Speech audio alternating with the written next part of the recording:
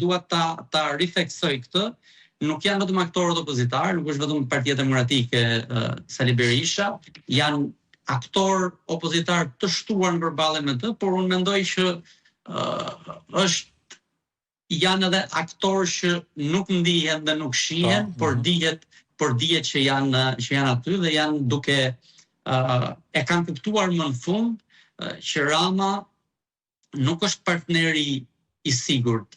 Me Ramën nuk mund të bësh geostrategji ose geopolitika të së nesërmës, sepse Shqipëria nuk mund të jetë vend i sigurt, mund të jetë një vend i sigurt dhe partner i mirë në fasadë, por nëse shteti ka rënë në duart e krimit të organizuar, nuk ka partneritet me krimin e organizuar, sepse pa hyrë pastaj në teorinë se çfarë është krimi i organizuar, por kjo është, mendoj unë, realizimi kuptimi te i cili kanë ardhur ata që janë pas pakut dhe mendojnë që janë ndërkombëtare, qofshin këta në formën e amerikanëve, gjermanëve apo të tjerëve. Dhe pra shikon që Rama do vijojë të jetë në pozicione mbrojtëse, pa kompromis, sado që të shtohet ky presion? Po nuk se ka mbështetje tuaj apo nuk ka zgjidhje tjetër për këtë? Unë kam përshtypjen që Rama është në pozicion sulmi tashmë. Sulmi për të mbrojtur. I ka zhveshur armët, i ka nxjerr karta se nuk ka më.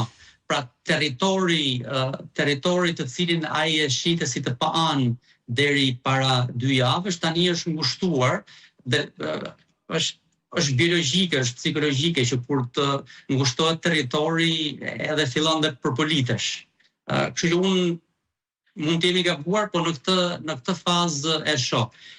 Për ta rithënë edhe një herë, kemi një Ram i cili ka ndryshuar verbin, ka ndryshuar qeren, ka ndryshuar pozicionin. Dhe ne me këtë duhet të ballafaqohemi dhe të pyesim pse. Diçka ka ndodhur.